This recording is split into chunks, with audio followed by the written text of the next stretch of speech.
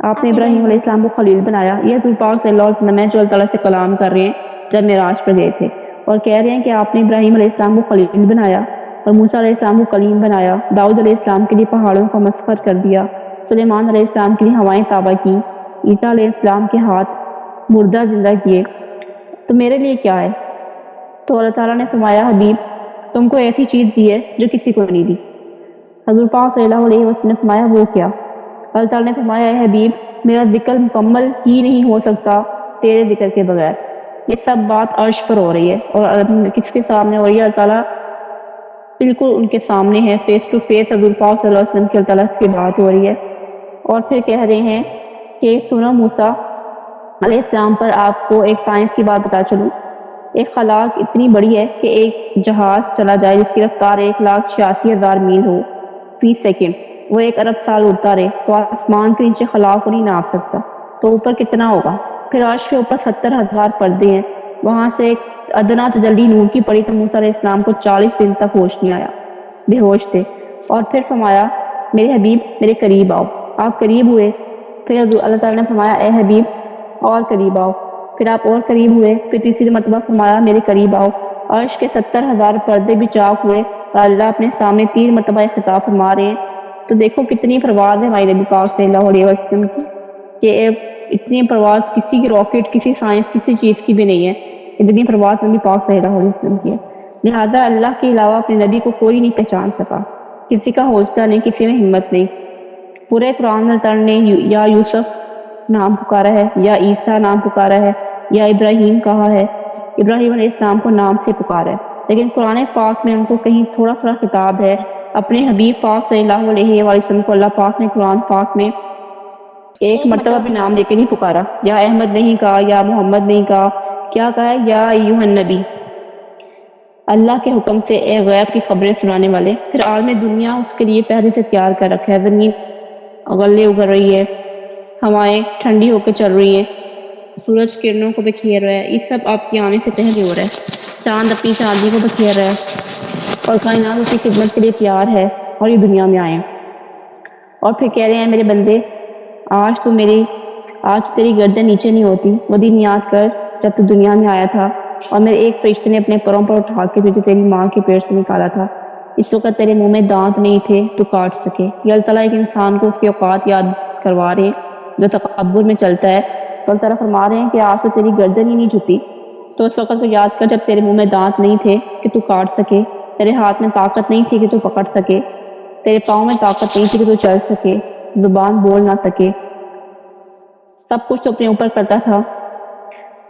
کرسی پر بیٹھ کر اپنے اس حال کو یاد کر جب تو اس حال میں دنیا میں آیا تھا کہ ہاتھ تھے لیکن پکڑ نہیں سکتا تھا، پاؤں تھے لیکن چل نہیں سکتا تھا، آنکھیں تھیں لیکن دیکھ نہیں سکتا تھا، دماغ تھا لیکن وہ سوچ نہیں سکتا تھا، پاخانے کو دھو نہیں سکتا تھا، ضرورت بتا نہیں سکتا تھا، تو ایسی بے بسی کے عالم میں تھا۔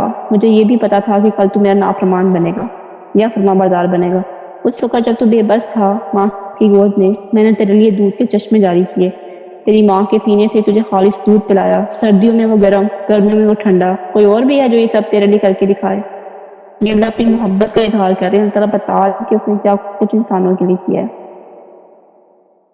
اور پھر اللہ تعالیٰ کہتے ہیں جو اللہ ہمارے ساتھ کر رہا ہے تو ہمیں درجہ بدرجہ بتا رہا ہے، کون کسی کو پکانا دھوتا ہے، اپنا دھونا مشکل ہوتا ہے، پرائے کا کون دھوئے؟ تو اللہ تعالیٰ نے کیا کہا؟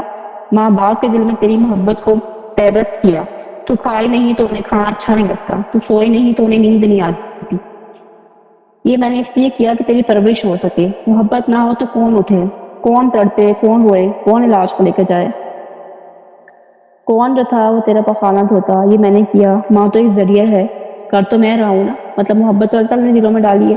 اگر ماں کے دل میں محبت نہ ہو بچے کی تو کیسے بچہ تو سارا دن ساری رات گیلا پڑا رہے، یہ تو محبت ماں کے دل میں کس نے ڈالی ہے؟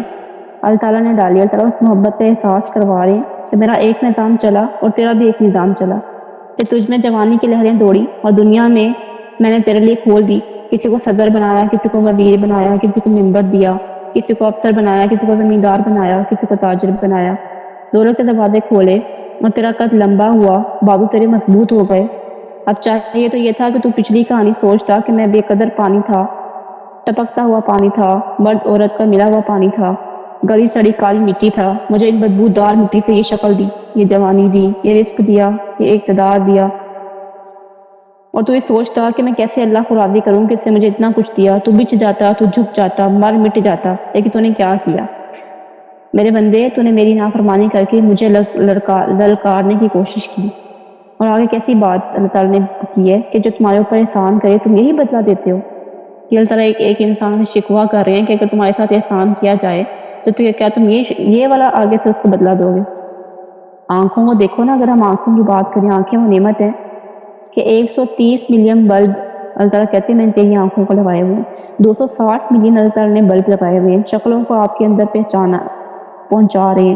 ایک بلب لگائے نا اور ایک مہینہ بل نہ دے تو کیا ہوتا ہے کہ لائن کٹ جاتی ہے، میٹرز کٹ جاتی ہیں۔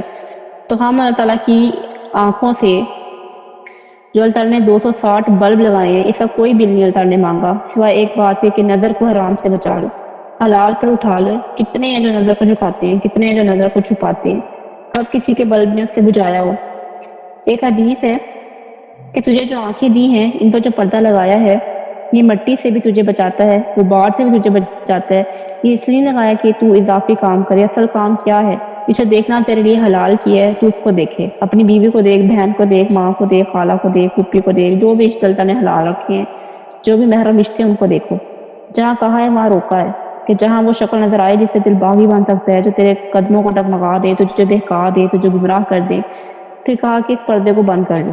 یہ اللہ نے ہم سے بل مانگا ہے، کتنے بل دیتے ہیں؟ تو کرنا کیا تھا کہ ہم جھکتے، ہم نے کیا کیا؟